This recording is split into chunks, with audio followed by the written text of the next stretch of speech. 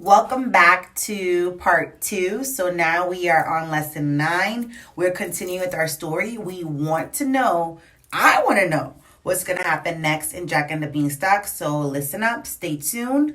Let's do a quick review and jump in to see what's going to happen next.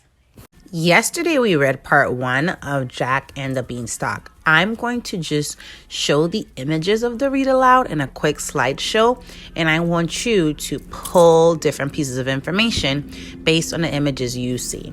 So it's just going to be an image review, and here we go. Here's image 1.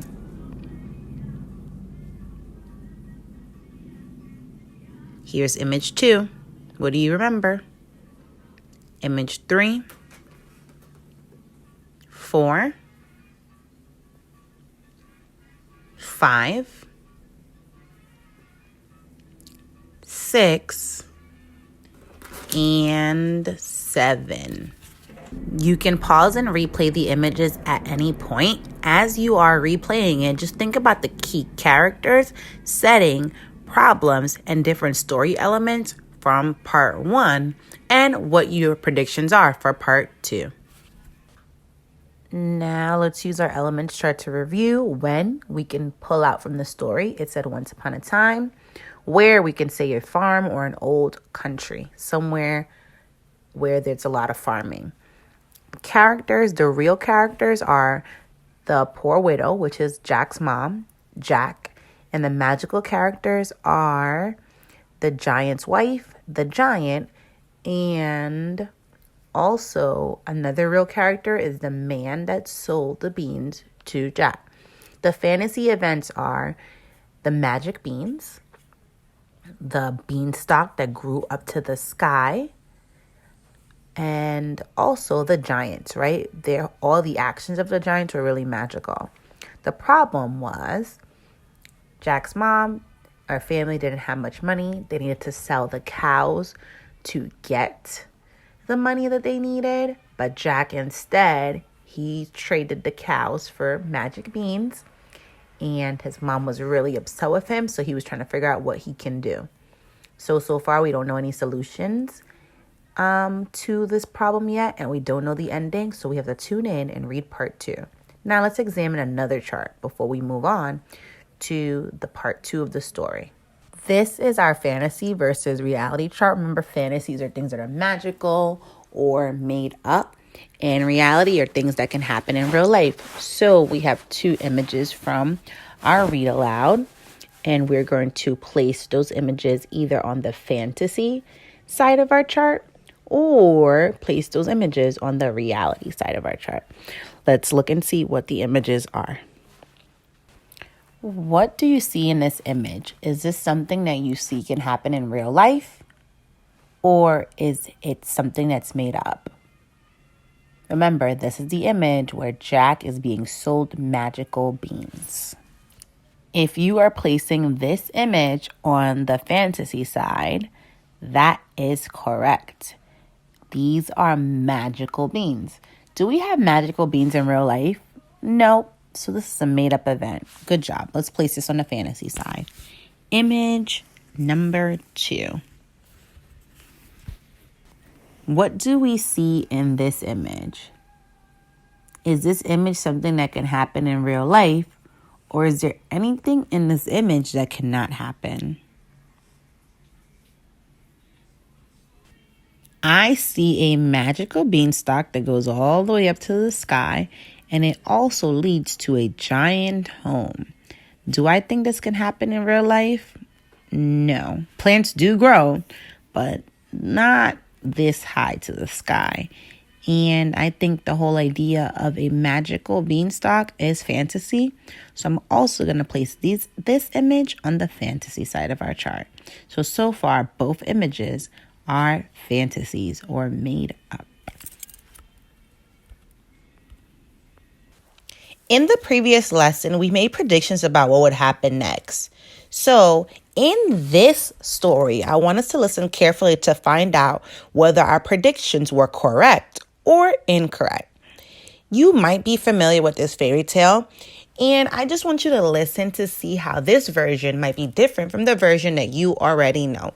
As you're listening, I want you to pay attention to key details that we can add to our elements chart, and also that we can learn more about the characters and the events. Get ready. "Goodness gracious, it's my husband," said the giant's wife. "What on earth shall I do? Quick, jump in here." And Jack jumped into the oven as the giant came in. He was a big one, to be sure. He had 3 cows tied to his belt. He threw them down on the table and said rudely to his wife, or he said without politeness or respect, "Here, wife, cook me a couple of these for breakfast. But wait, what smell is this?" "Fee, fi, fo, fum. I smell the blood of an Englishman." "Now, dear," said his wife, "it's nothing but the leftover smell of that little boy you had for dinner yesterday. Go along and wash up, and by the time you come back, I'll have breakfast ready." So the giant went off, and Jack was about to jump out of the oven when the woman whispered, "Wait till he's asleep. He always has a nap after breakfast." The giant gulped down his breakfast. He swallowed his breakfast quickly in big bites. Then he went to a giant chest and took out 2 big bags.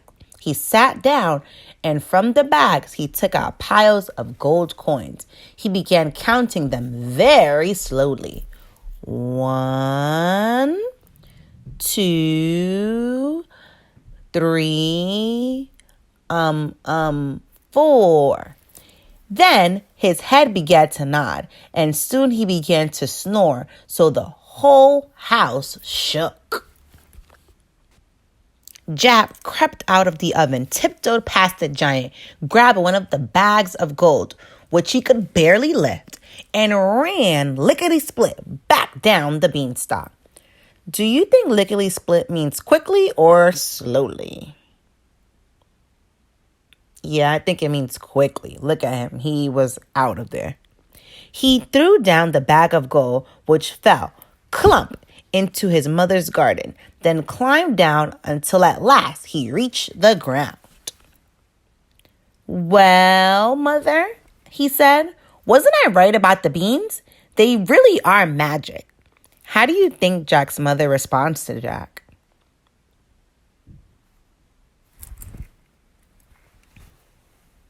For a while, Jack and his mother brought what they needed, and a little more with the bag of gold. But at last, the bag was empty, so Jack made up his mind to try his luck again at the top of the beanstalk. He climbed and he climbed and he climbed, and once again, sure enough, there was the great tall woman standing on the doorstep of her house. And once again, he asked for something to eat. "Go away, boy," said the woman, "or else my husband will eat you up for breakfast." "But say, aren't you the youngster who came here once before? Do you know on that very day my husband lost one of his bags of gold?" "Did he now?" said Jack. "How very strange. Maybe I could help you find it, but I'm so hungry that first I must have something to eat." So the great tall woman gave him something to eat, but he had hardly taken a bite when thump, thump, thump, they heard the giant's footsteps. Once again, the wife hid Jack in the oven. It all happened as it did before. In the giant came, bellowing or shouting loudly in a powerful voice. "Fee, fi, fo, fum." Then, after gulping down 3 broiled oxen for breakfast, the giant said, "Wife, bring me my hen and my golden harp." Wife brought them. The giant looked at the hen and barked or said loudly, "Lay!" And the hen laid an egg, all of gold. Then the giant looked at the golden harp and said, "Sing!" And the golden harp sang beautifully, and it went on singing until the giant fell asleep and started snoring like thunder. Jack sneaked out of the oven and crept like a mouse on his hands and knees. Then he crawled up the table, grabbed the hen and golden harp, and dashed towards the door. He sneaked crept, and crawled. Remember, these are words from lesson 7. But the hen began to cluck, and the harp called out, "Master, master!" The giant woke up just in time to see Jack running away with his treasures. Jack ran as fast as he could, and the giant came bounding after him, or leaping forward, and would have caught him. Only Jack had a head start. When Jack got to the beanstalk, he climbed down as fast as he could. The giant reached the beanstalk and stopped short. He didn't like the idea of climbing down such a ladder. But, like it or not, the giant swung himself down onto the beanstalk, which shook with his weight. By this time, Jack had climbed down and reached home. "Mother," he cried, "give me the axe and hurry." His mother came rushing out with an axe in her hand. She ran with Jack to the beanstalk, and then she screamed with fright as she saw the giant making his way down. Jack swung the axe and gave a chop at the beanstalk. The giant felt the beanstalk shake, and he stopped to see what was the matter. Jack gave another chop and another and another, and the beanstalk began to topple over. Then the giant fell down and broke his crown, and the beanstalk came tumbling after. Does this remind you of a nursery rhyme where someone fell down and broke their crown and someone else came tumbling after? If you're thinking about Jack and Jill, yeah, it reminds me of Jack and Jill too. Let's read to see what happens next. From then on, Jack and his mother had all the money and music they wanted, for the hen gave them golden eggs, and the harp sang for them all day long, and they lived happily ever after. The end. Hope you guys enjoyed the story. In the read aloud you heard, he threw them down on the table and said rudely to his wife, "Here, wife, come cook me a couple of these for breakfast." The word is rudely. Say it with me. Rudely. One more time. Rudely. Now we're going to move on to the reading comprehension part of our lesson. So I will ask you the following questions, and we will discuss, based on text evidence, what we think might be the answers for these questions. Question number 1. What does the giant's wife tell Jack to do in the beginning of this part of the fairy tale when the rude giant comes in to the house to gulp down his breakfast? Whoa, that's a long question. Let's ask it again. What does the giant's wife tell Jack to do in the beginning of this part of the fairy tale when the rude giant comes into the house to gulp down his breakfast? What does she tell him to do?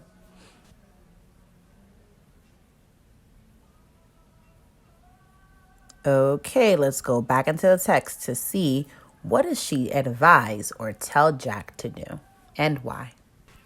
"Goodness gracious, my husband," said the giant's wife. "What on earth shall I do? Quick, jump in here." And Jack jumped into the oven just as the giant came in. "Here, wife, cook me a couple of these for breakfast. But wait, what's that smell?" "Now, dear," said his wife, "it's nothing but the leftover smell of that little boy you had for dinner yesterday. Go along and wash up." So if you guessed that she told him to hide in the oven because the giant eats boys, that is correct. What was the first treasure that Jack takes from the giant? Let's go back into the text to get some more information on this. Here we go. So I'm going to reread a part of the text that's going to help us add text evidence. Jack crept out of the oven, tiptoed past the giant, grabbed one of the bags of gold, which he could barely lift, and ran quickly, lickety-split, down the beanstalk. Next question. Why does Jack go back up the beanstalk a second time, even after hearing the giant's bellowing voice?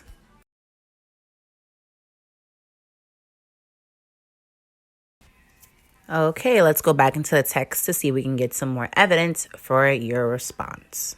For a while, Jack and his mother brought what they needed and a little more with the bag of gold. But at last, the bag was empty. So Jack made up his mind to go and try his luck again at the top of the beanstalk. He climbed and he climbed and he climbed. And once again, sure enough, there was the great tall woman standing on the doorstep of her house. And once again, he asked for something to eat. Next question. How does the giant's wife treat Jack the second time? Does she recognize Jack from before? Remember, you can pause the video at any point and go back into the text to get more evidence.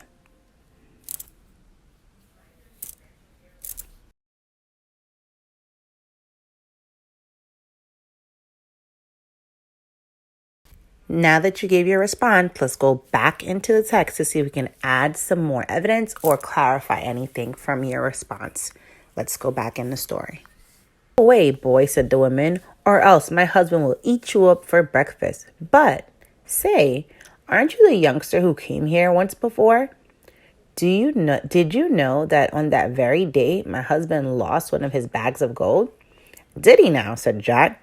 "How very strange. Maybe I could help you find it, but I'm so hungry that first I must have something to eat." So the great tall woman gave him something to eat, but he had hardly taken a bite when thump, thump, thump, he heard the giant's footsteps once again. The wife hid Jack in the oven. Next question. What treasure does Jack take from the giant this time?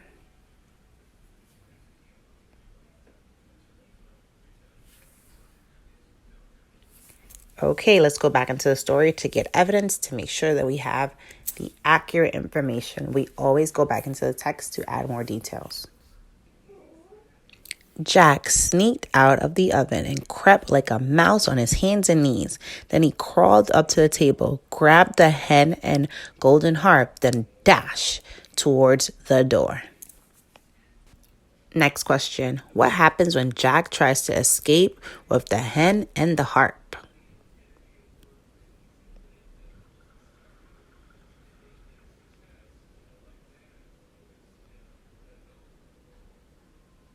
Let's go back into the text to see if there's anything else we can add. But the hen began to cluck, and the harp called out, "Master, master!" The giant woke up just in time to see Jack running away with his treasure. Jack ran as fast as he could, and the giant came bounding after him. Let's see what else happened. So the giant wakes up and comes bounding down from the beanstalk after Jack. Jack chops down the beanstalk with an axe, and the giant falls down and breaks his crown. This question has multiple parts, so we're going to dive into it part by part. Part 1.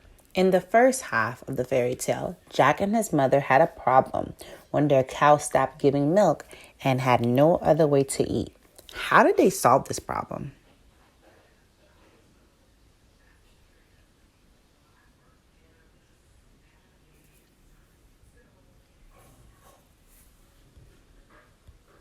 In part 1, Jack steals a bag of gold from the giant. And now, what's the new problem that Jack encounters in the second half? What is their new problem?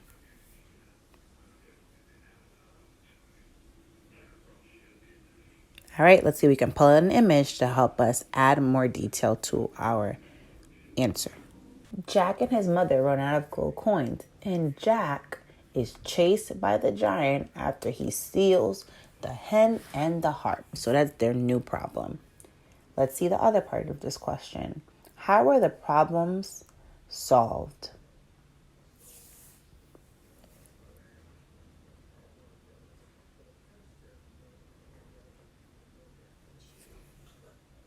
The problem was solved in two ways. Jack goes back and steals the hen and the harp to get more money, and he chops down the beanstalk in order to not get caught by the giant. Next question. What part of the fairy tale are fantasy?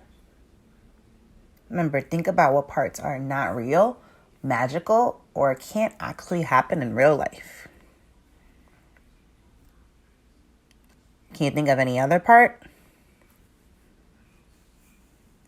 Here are some parts that I noticed are fantasy. Climbing a beanstalk, a hen that can lay golden eggs, a singing harp, especially one that can yell out, "Master, master, help me," and the giants. Giants are not real. All right, let's move on to the next question. Last question. Do you think it's right for Jack to take the coins, hen, and harp from the giant? Why or why not?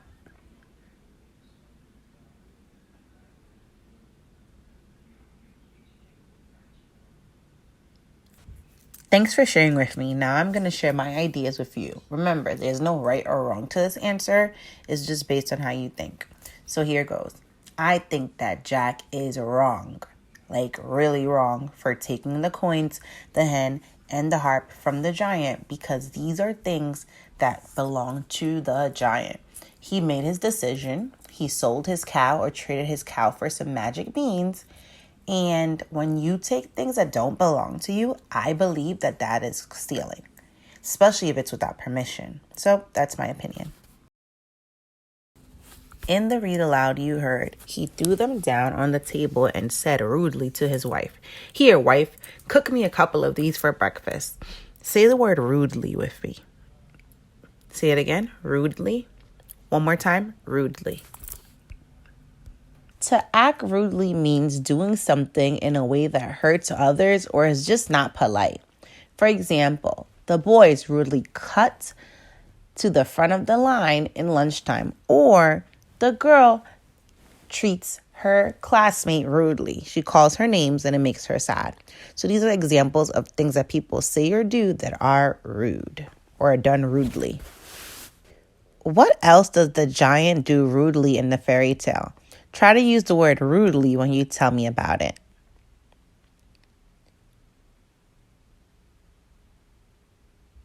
What else does he do?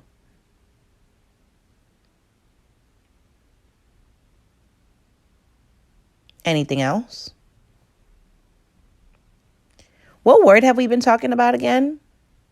Yes, the word is rudely. Now let's do a little activity.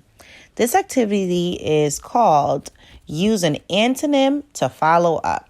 So the opposite of rudely is polite, which means with good manners and respect. In the previous read aloud, you heard, "Good morning, ma'am," said Jack, quite politely. I'm going to describe a few situations. If what I say is an example of someone acting rudely, say they are or he or she is acting rudely. If I give an example of someone acting politely, say they are or he or she is acting politely. Here we go. Example number 1. The boys are helping pick up apples that fell out of a bag. Are they acting rudely or are they acting politely? If you said acting politely, that is correct. Example number 2. The girl was yelling at her brother for spilling his milk. Is she acting politely or is she acting rudely? If you said acting rudely, you are correct. She is acting rudely. Example number 3. The boy slammed his door shut before his little brother could come into his room. Is he acting rudely or is he acting politely? If you said acting rudely, that is also correct. Next one, example number 4. The man started walking when someone else was already talking to him. Is he acting rudely or is he acting politely? If you said acting rudely, that is correct. Walking away while someone is talking to you, that is quite rude. Next example, last one. The children remembered to say please and thank you.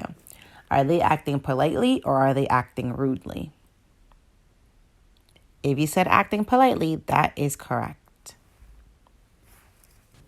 Now we're going to move on to our writing activity. What are the 3 steps of the planning process again?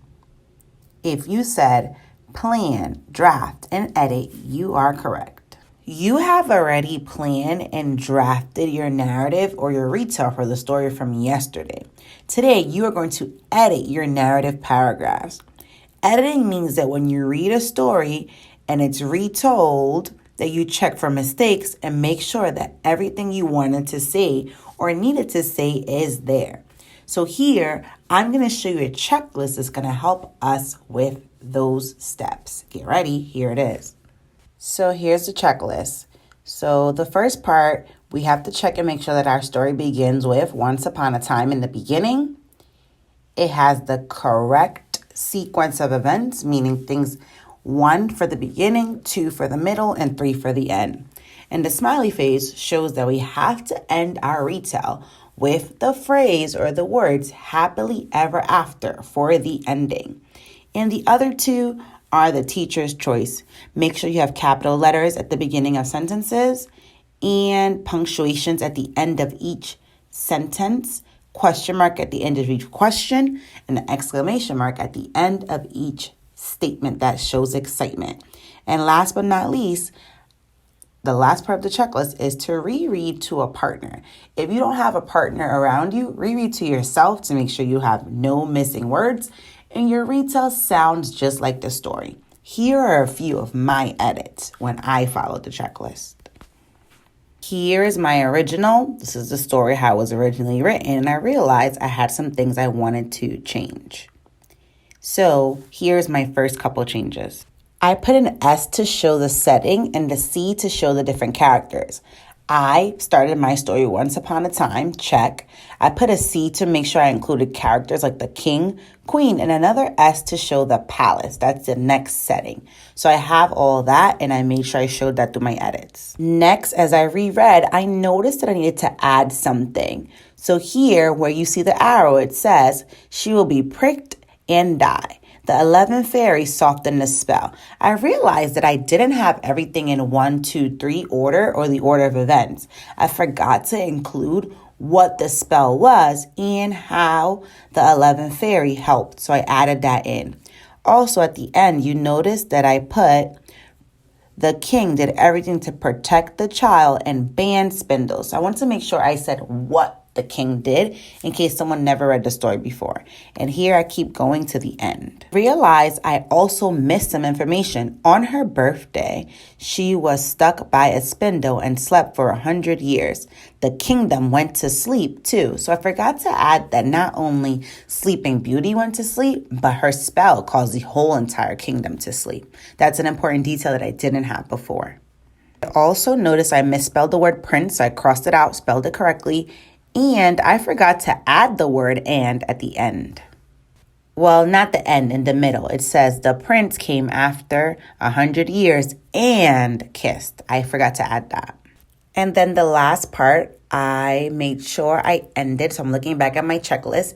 I make sure I ended with they lived happily ever after. So I ended that way because I know that's how all fairy tales end.